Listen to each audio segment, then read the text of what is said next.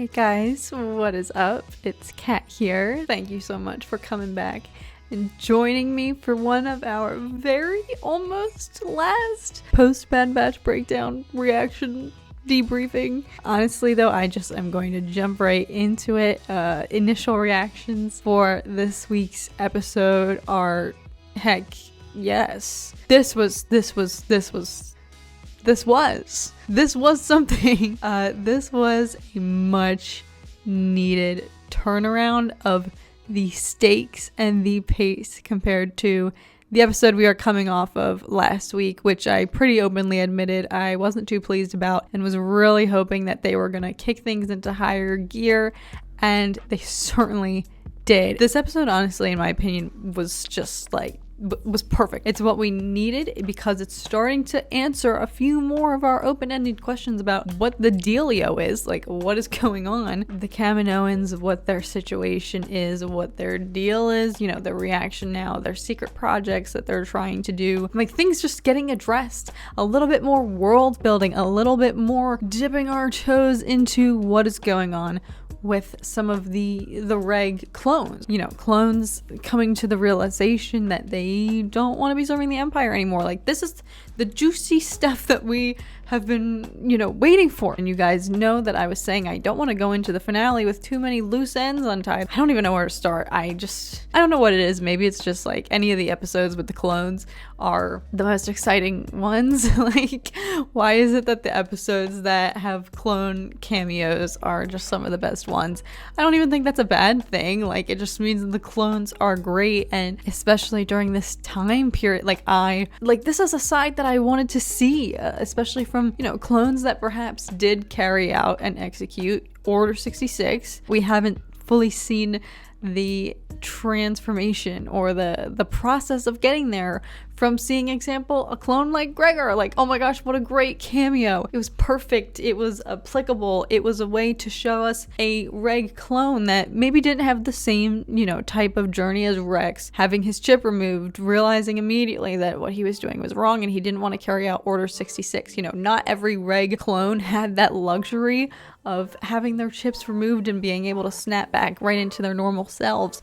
However, I feel like this is like a first, kind of seeing reg clones that stuck with the Empire, you know, through the transition of power from, you know, the end of the Republic to the Empire now. Clones that stuck around, that weren't immediately like, whatever, like turned off by it, but then beginning to realize that they don't like who they're working for. They don't like their new boss, Palpy. I think that's just like the coolest thing, and it is something I wanted to see in this show. Like, what are some clones going to do about the Empire? Like, how is this affecting them? Are they going to, you know, regain their sort of moral compass, or their, at least a semblance of their conscience pre-Order 66 switch being flipped, to realize like this isn't what they signed up for? Like, this is the type of content that I want to be seeing. And it was perfect to show Gregor because it addresses, you know, how he and Rex get,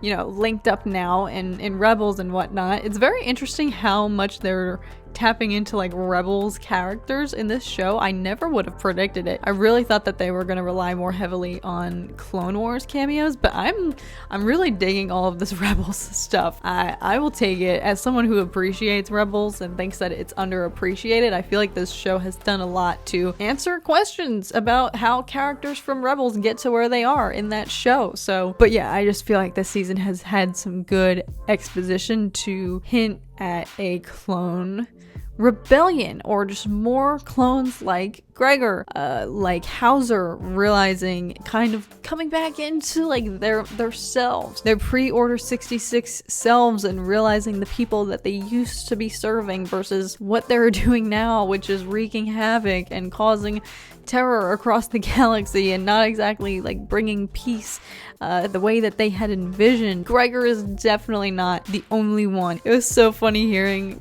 Gregor admit, like, yeah, you really thought I was going to teach them everything we knew? Like, that explains why stormtroopers have horrible aim, perhaps. They were being trained by clones trying to sabotage their skills. I hope they tap more into this. But another interesting dynamic about this episode that I appreciated was seeing the kind of rift here between Echo literally was a reg clone. That's his roots. Like, those are his brothers, I guess, perhaps more so like than the Bad Batch, like Clone Force 99, you know, he wasn't an OG member. It was interesting to see. It wasn't a huge conflict, but I feel like they, you know, tapped into it a little bit, how they, as the Bad Batch, are not so much, don't have this huge feeling of allegiance to the regs, perhaps other than Rex. And so they were, you know, a little bit more like, well, there's nothing that we can do for him, versus seeing Echo's adamance about, we're not ditching him. Like, we literally need to go and get him. I felt like that was some good character development. This is something that we've been needing, seeing these moments of the group butting heads and the Bad Batch members being like, we don't really care that much about the reg clones, you know, they can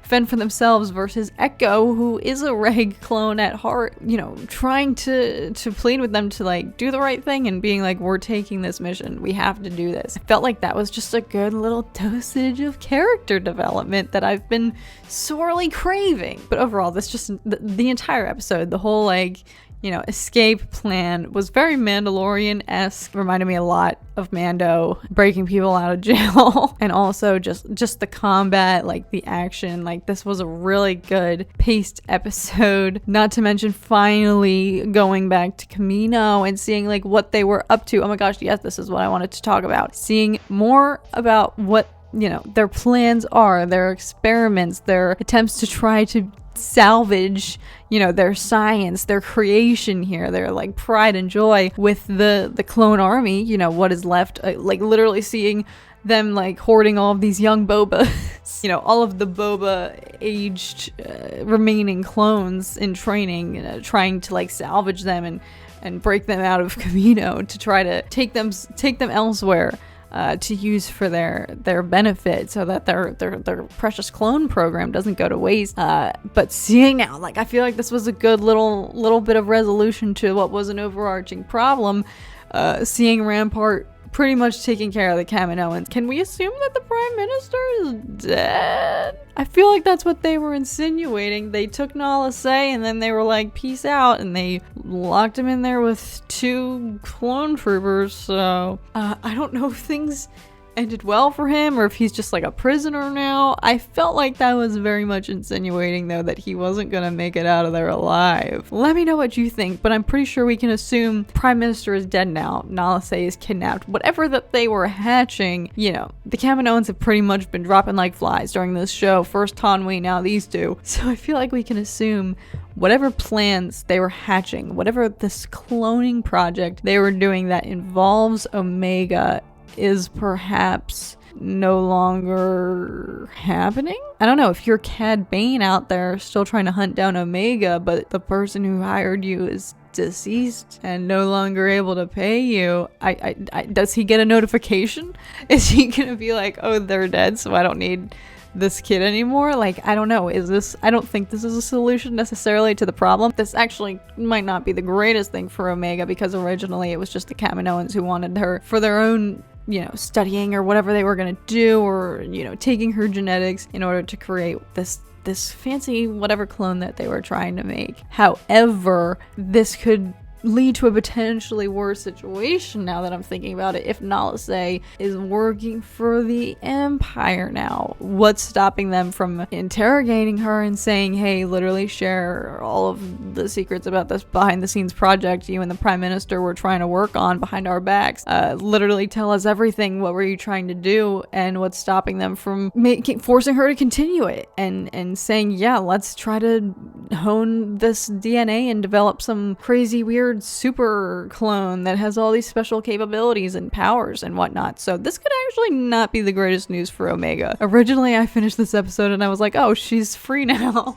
She doesn't have much to worry about if the Kaminoans have been eliminated from the picture and are now just kind of serving the Empire. However, that could actually be a twist that would not be great for her, and it would also just fit perfectly into the natural tragedy that is Star Wars, because it would be Nala Se who was like, you know, a tutor to Omega. Like, Omega was at their side all the time learning, and if it would be nalase than having to like go and, you know, order the capturing of Omega to be tested on and then disposed of. Like, that would be rough. So I don't know, this could actually mean bad things for the entire group, but especially Omega, if Rampart or the Empire gets a hold of the plans that the Kaminoans had in store and then goes full force into trying to get them executed. We will see. In terms of the way this episode ended, though, I've got to say, out of everything that I predicted in terms of conflict, I was not expecting that it would be Hunter, like the leader of the group, to be the first one down, to be captured, and to pretty much kind of sacrifice himself there and order Tech to take everyone away to safety while he stays behind to get captured. I wouldn't have guessed that that's the way things were going to go down. I really would have guessed that it was going to be another Omega being captured and Cad Bane and Fennec Shand, who are still out there. They're still around. Anyway, I really thought that this was, you know, the finale was going to play out as a more Omega being captured again type situation and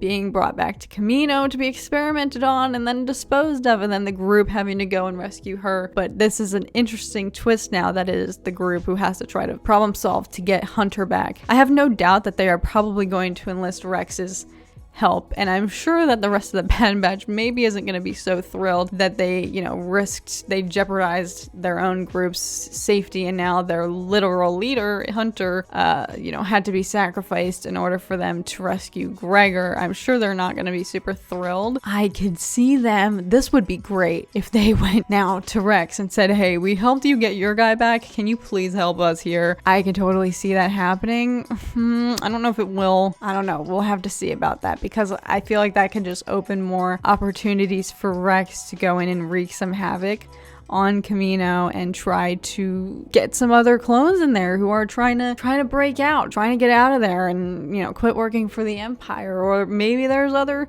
clones that were imprisoned on Kamino for, you know, for breaking protocol. We haven't really been going over to Kamino that much lately, so who knows? There could be clones over there who are experiencing the same thing as, you know, Gregor and Hauser and having a sudden realization that they don't want to be working for the Empire anymore. So who's to say there's not clones on Kamino that need rescuing? I'm sure that's where they're gonna take Hunter to be interrogated by Rampart or whatnot. Oh man. It's not looking good for him. And I totally forgot about Crosshair until they showed him show up outside of Hunter's, you know, prison door. That was sick. I literally said, oh, as Crosshair walked up to the door because I low-key forgot about him. And I was just so scared for Hunter in that moment. It's so crazy how scary of a figure Crosshair has become. And I would say this could be an opportunity for Hunter to try to like reason with him and say, dude, these inhibitor chips, don't you feel weird? Like, we took all of ours out. Let's take yours out and get us out of here. But like, based on, you know, their encounters that they've had throughout the season, it doesn't seem like Crosshair is really taking to any of that at all. It like I've been saying, I think he is still in there, but he does just seem to be so like just serving the Empire at this point. Like, even if part of him is able to acknowledge, like, sure, I've been tormented by this chip in my head that they are using to manipulate me and totally just use me for whatever they want, he seems just that he has become so difficult to reason with that I don't even know if there's no way that he would willingly be like, oh yeah, sure, take it out. That's a reunion that I'm excited to see continue to unfold in the next episode. Like, I can totally see that, like, the process of Crosshair trying to intimidate and interrogate Hunter into revealing the whereabouts of the remainder of the group, because he's clearly, you know, not going to be satisfied until he gets all of them and fully completes that mission. So, oh my goodness, it's getting good. I'm happy about this. I'm happy that it ended off on that juicy cliffhanger. Like, already I can tell next week's episode it's about to go down, and it seems like this is going to be good, continuous final 3 episodic arc, a continuation that starting now will carry us into the finale, which is really what I wanted, and I'm really excited. Like, this episode kind of restored some hope, like some much needed hope going into the finale. And we can rest assured now that I think it's safe to say these final 3 episodes are gonna be a connected, continuous storyline, which is all I have been asking for. And so I'm really happy about that. I don't want to jinx it, like knock on wood, but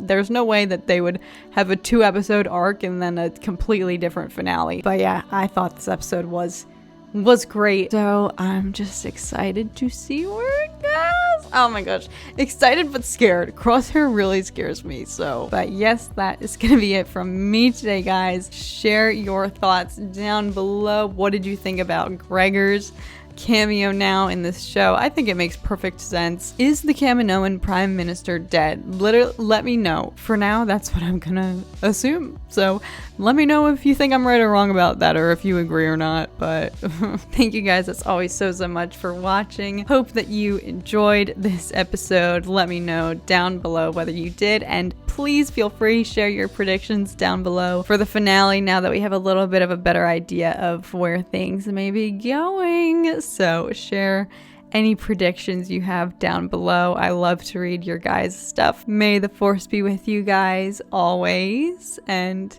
I will see you guys again very, very soon. Bye.